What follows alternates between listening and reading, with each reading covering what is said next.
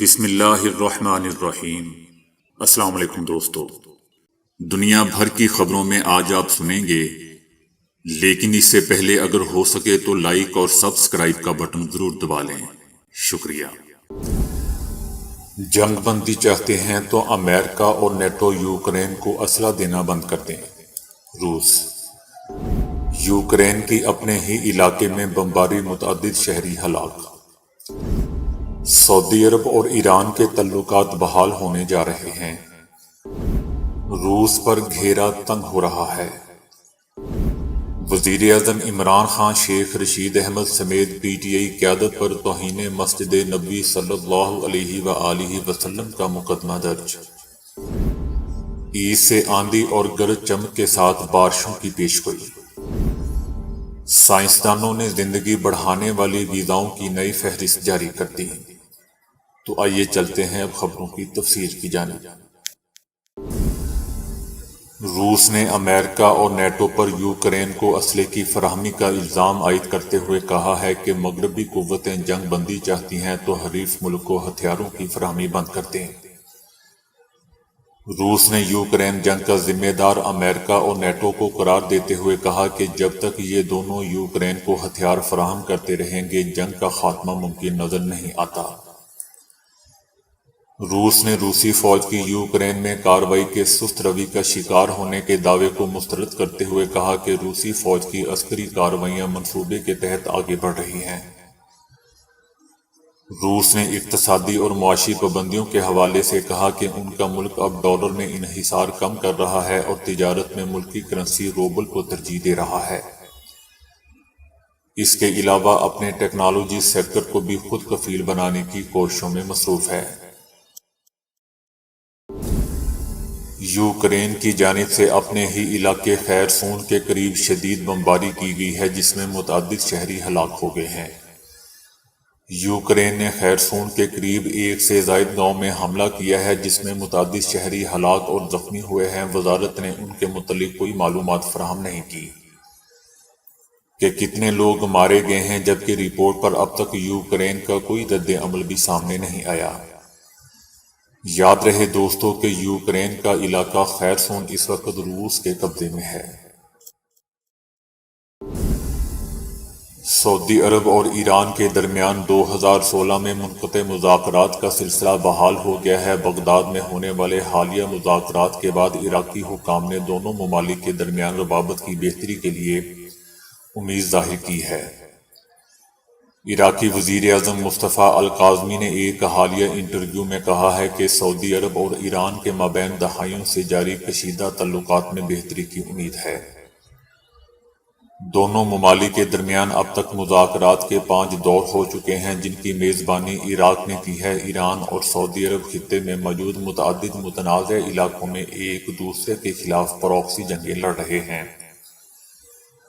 2016 میں سعودی عرب کی جانب سے شیعہ عالم کو سزا دیے جانے کے بعد مشتعل ایرانی مظاہرین نے سعودی سفارت خانے پر دعویٰ بول دیا تھا۔ اس حملے کے نتیجے میں سعودی عرب نے ایران سے اپنے تمام تعلقات منقطع کر دیے تھے۔ اس برس مارچ کے شروع ہوتے ہی سعودی ولی عہد پرنس محمد بن سلمان نے کہا تھا کہ ان کا ملک اور ایران پڑوسی ممالک ہیں اور یہ بھی کہ دونوں ممالک کے لیے بہتر ہے کہ ایسے طریقے تلاش کیے جائیں جن سے دونوں ممالک ایک ساتھ رہ سکیں۔ غیر جانبدار ریاستوں کا درجہ رکھنے والے کئی ممالک یوکرین جنگ کے بعد سے اپنی حیثیت پر نظر ثانی کر رہے ہیں۔ سویڈن کی غیر جانبدارانہ حیثیت ملکی دستور میں موجود ہے۔ 19ویں صدی کے بعد سے یہ ملک کسی تنازع میں شامل نہیں ہوا ہے۔ یورپی یونین کا رکن بننے کے بعد بھی سویڈن نے خود کو غیر جانبدار قرار دیا، تاہم اب یوکرین کی وجہ سے سویڈن حکومت کا موقف تبدیل ہو رہا ہے اور اس نے یوکرین کو ٹینک شکن میزائل فراہم کیے ہیں۔ فن لینڈ کی نیٹو میں شمولیت کے حوالے سے عوامی حمایت بتدریج بڑھ رہی ہے۔ دوستو یاد رہے کہ فن لینڈ کی روس کے ساتھ 1300 کلومیٹر طویل سرحد ملتی ہے۔ نیٹو نے بھی سویڈن اور فن لینڈ کو شمولیت کی درخواست منظور کیے جانے کا گرین سگنل دے دیا ہے۔ 1815 میں سوئٹزر لینڈ کے حکام نے تنازعات اور جنگوں سے دور رہنے کا فیصلہ کیا تھا۔ تاہم اب روس پر عائد پابندیوں کا حصہ بنتے ہوئے سوئٹزرلینڈ نے بھی صدر پیوٹن اور وزیر خارجہ سرگئی پر پابندیاں عائد کر دی ہیں۔ 1955 میں آسٹریا نے مستقل غیر جانبداری برقرار رکھنے کا اعلان کیا تھا۔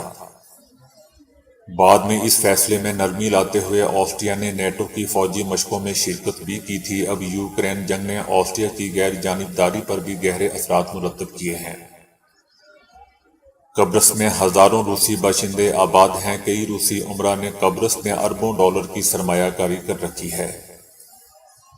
قبرص حکومت نے یورپی یونین کی پابندیوں کے تناظر میں سخت موقف اپنا کر روسی عمرا سے خاص رعایتیں واپس لے لی ہیں۔ مالٹا میں بھی غیر جانبدار رہنے کی بحث شدید ہو چکی ہے۔ مالٹا حکومت نے روسی اشرافیہ کو گولڈن پاسپورٹ دینے کا سلسلہ بھی معطل کر دیا ہے۔ دوستو، دین اسلام پر بھی سیاست شروع ہو چکی ہے۔ توہین مسجد نبوی صلی اللہ علیہ وآلہ وسلم کے الزام میں وزیر اعظم عمران خان، شیخ رشید احمد، فواد چودھری، شہباز گل، قاسم سوری سمیت پی ٹی آئی کے 150 افراد پر مقدمات درج کر لیے گئے ہیں۔ جیسا کہ ہم جانتے ہیں کہ مسجد نبوی صلی اللہ علیہ وآلہ وسلم کے احاطے میں موجودہ حکومتی ارکان کے خلاف نعرے بازی کا واقعہ پیش آیا ہے، جس پر سعودی عرب کی انتظامیہ نے کچھ پاکستانیوں کو گرفتار بھی کیا ہے۔ واقعے پر جہاں سعودی عرب میں کارروائی ہوئی، وہیں پاکستان کے مختلف شہروں میں وزیر اعظم عمران خان، وزیر داخلہ شیخ رشید احمد اور مرکزی رہنماؤں سمیت 150 افراد پر مقدمات درج کر لیے گئے ہیں۔ نون لیگ نے مسجد نبوی صلی اللہ علیہ وآلہ وسلم واقعے کی ذمہ داری تحریک انصاف کی قیادت یعنی وزیر اعظم پر عائد کی ہے۔ دوستو، یہ کیسے بدبخت لوگ ہیں کہ اسلام کو بھی سیاست کے لیے نہیں چھوڑتے۔ بہرحال درخواستوں میں کہا گیا ہے کہ یہ واقعہ منصوبہ بندی کے بعد پیش آیا ہے۔ 150 افراد اس کے لیے یہاں سے سعودی عرب کے واقعے کے بعد سوشل میڈیا پر پوسٹیں بھی کی گئیں۔ واقعہ سے مسلمانوں کی دل آزاری ہوئی ہے۔ یہ توہین مذہب کا واقعہ ہے جس پر کارروائی کی جائے۔ رانا ثناء اللہ نے کہا ہے کہ منصوبہ بندی کے ذریعے لوگوں کو اکسایا گیا۔ کچھ لوگ صاحبزادہ جہانگیر کی سربراہی میں سعودی عرب آئے۔ ان لوگوں کو قطعی معافی نہیں دی جائے گی۔ رسول اللہ صلی اللہ علیہ وآلہ وسلم کے تقدس کو پامال کرنے والوں کے خلاف مقدمہ درج نہ کرنے کا کوئی جواز نہیں ہے۔ رانا ثناء اللہ کا مزید کہنا تھا کہ باقاعدہ منصوبہ بندی کے تحت لوگوں کو ابھارا گیا۔ دوسری طرف وزیر اطلاعات فواد چودھری نے کہا ہے کہ یہ جھوٹی ایف آئی آر پہلی بار نہیں ہے۔ نون لیگ جب بھی حکومت میں ہو تو گریبان اور اپوزیشن میں ہو تو پاؤں پکڑ لیتی ہے۔ یہ امپورٹڈ حکومت چند ہفتوں کی مار ہے، پھر ان کی گردن سے سریا ایسے ہی نکلے گا کہ یہ کبھی واپس آنے کے قابل نہیں رہیں گے۔ پاکستان کے محکمہ موسمیات نے ملک کے مختلف علاقوں میں عید سے گرد آلود ہوائیں چلنے، آندھی اور گرج چمک کے ساتھ شدید بارشوں کی پیشگوئی کرتی ہے، جو 4 سے 5 روز تک جاری رہ سکتی ہے۔ ملک کے اکثر علاقے آج بھی شدید گرمی کی لپیٹ میں رہے، خاص طور پر میدانی علاقوں میں سورج آج بھی آگ برساتا رہا۔ تاہم 1 یا 2 مئی سے مغربی ہواؤں کا سلسلہ ملک کے مغربی علاقوں میں داخل ہو گیا، جو کہ 5 مئی تک موجود رہے گا، جس کے باعث ملک کے اکثر علاقوں میں عید کی تعطیلات کے دوران آندھی، تیز ہواؤں اور گرج چمک کے ساتھ بارش ہوگی۔ دوستو، اس میں کوئی شک نہیں کہ موت یقینی اور اس کا وقت بھی پیش گوئی کا اہل نہیں ہے، لیکن سائنسدانوں کے نزدیک بعض غذائیں ایسی بھی ہیں جو جسم کو تندرست رکھتے ہوئے عمر کی طوالت بڑھا دیتی ہیں۔ اس فہرست میں سائنسدانوں نے بعض نئی غذاؤں کا اضافہ بھی کیا ہے۔ یونیورسٹی آف سدرن کیلیفورنیا کے غذائی ماہر نے کہا ہے کہ فاقہ اور مناسب غذا کے امتزاج کو برقرار رکھتے ہوئے انفرادی سطح پر زندگی کو طویل بنایا جا سکتا ہے۔ اس ضمن میں پروفیسر روزا لین نے غذا اور طویل زندگی کے سائنسی لٹریچر کا تفصیلی جائزہ لیا ہے۔ جین، غذائیت، فاقہ اور دیگر اہم امور کو مطالعے میں شامل کیا گیا ہے۔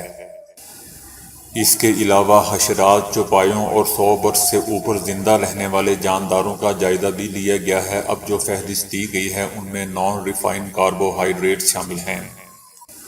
جن میں اناج، دالیں، ہر موسم کے پھل اور سبزیاں، گری دار میوے یعنی بادام، پستے، اخروٹ اور دیگر مغزیات، زیتون کا تیل شامل ہے۔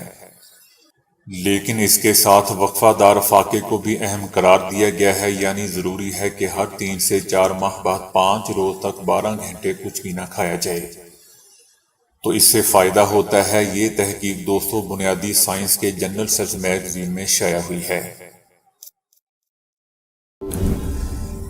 کسی حادثے کی وجہ سے یادداشت چلے جانے کی کہانیاں اکثر فلموں اور ڈراموں میں ہی دکھائی دیتی ہیں، لیکن ایسا ہی ایک سچا واقعہ امریکی ریاست ٹیکساس میں ہو چکا ہے، جو آج کل سوشل میڈیا پر بھی خوب وائرل ہو رہا ہے۔ ڈینیل پورٹر نامی ایک 36 سالہ شخص جب پچھلے سال ایک صبح بیدار ہوا تو وہ اپنی 20 سالہ زندگی بھول چکا تھا اور خود کو اسکول میں پڑھنے والا 16 سالہ لڑکا سمجھ رہا تھا۔ اس کی یہ کیفیت آج تک برقرار ہے۔ اس کی شادی 2010 میں ہوئی تھی اور آج اس کی بیٹی 10 سال کی ہو چکی ہے۔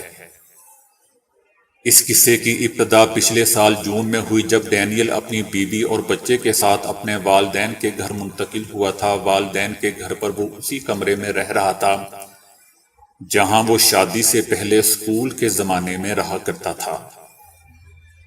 ایک صبح جب وہ اٹھا تو اپنی پچھلی 20 سالہ زندگی بھول چکا تھا اور خود کو 16 سالہ لڑکا سمجھ رہا تھا۔ ڈینیل کی بیوی رُتھ اس کے ساتھ ہی سو رہی تھی، جسے دیکھ کر وہ پریشان ہو گیا کہ آخر یہ کون ہے۔ اسی پریشانی میں اس نے بستر چھوڑا اور آئینے کے سامنے پہنچا تو کسی موٹے ادھیڑ عمر آدمی کا عکس دیکھ کر مزید حیران ہو گیا۔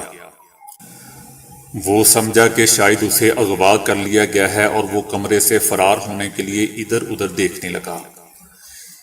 اسی دوران اس کی بیوی رُتھ بھی جاگ چکی تھی، جسے دیکھ کر ڈینیل خوفزدہ ہو گیا۔ بیوی کے بہت یاد دلانے پر بھی اسے کچھ یاد نہ آیا۔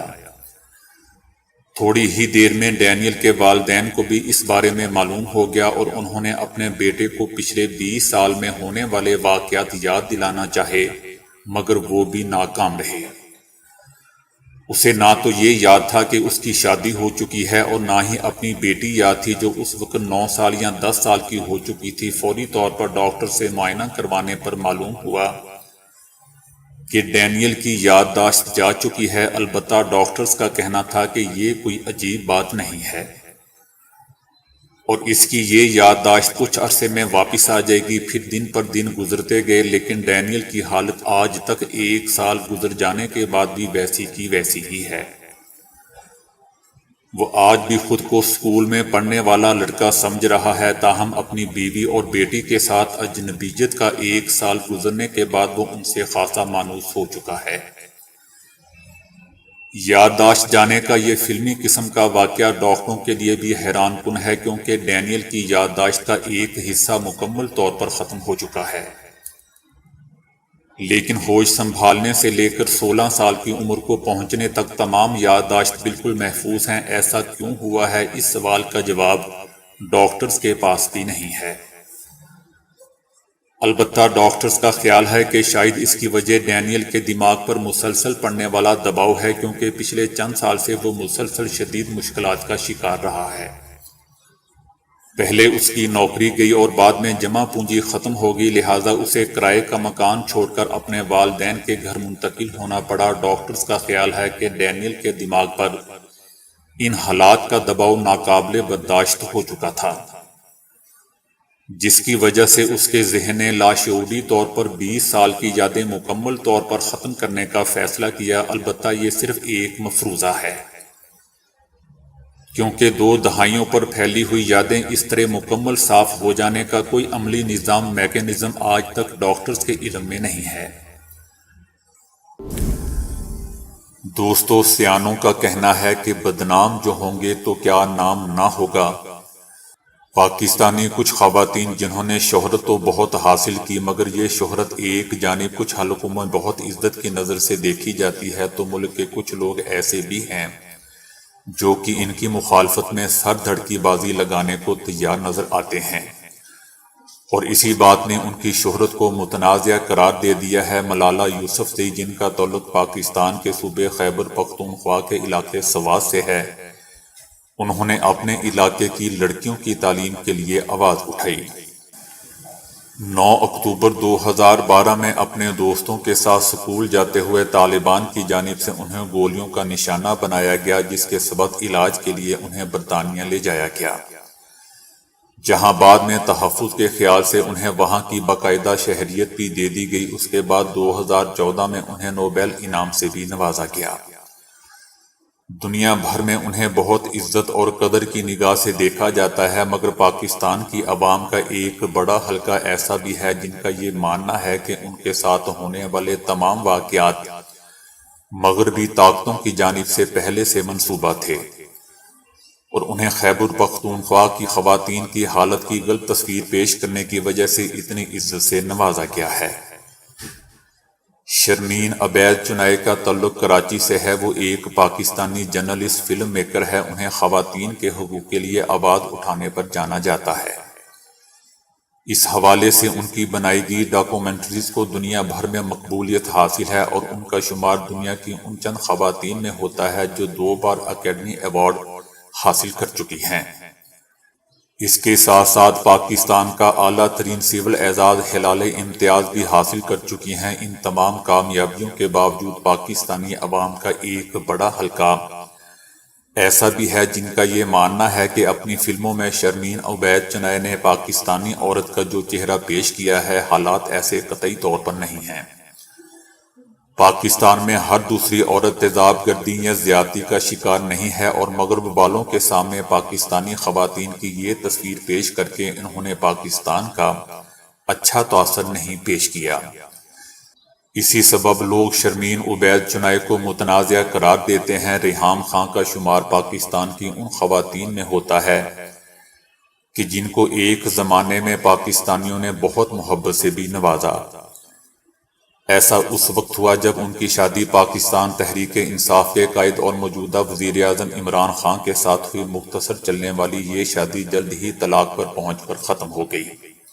اس شادی کے خاتمے کے بعد ریحام خان کی جانب سے عمران خان کی کردار کشی کے سلسلے کے سبب ان کو آڑے ہاتھوں لیا گیا، اور سوشل میڈیا پر ان کے ہر الزام کا بھرپور جواب دیا گیا۔ اس کے بعد ان کی کتاب جو انہوں نے اپنی آپ بیتی کے طور پر لکھی تھی، اس میں عمران خان کے قریبی ساتھیوں اور عمران خان پر شرمناک الزامات لگائے گئے تھے، جنہوں نے ان کی متنازع شہرت کو مزید ہوا دی اور ان کے لیے پاکستان آمد ایک ناممکن امر بنا دیا۔ پیشے کے اعتبار سے ریحام خان ایک جرنلسٹ، فلم میکر اور مصنفہ ہیں۔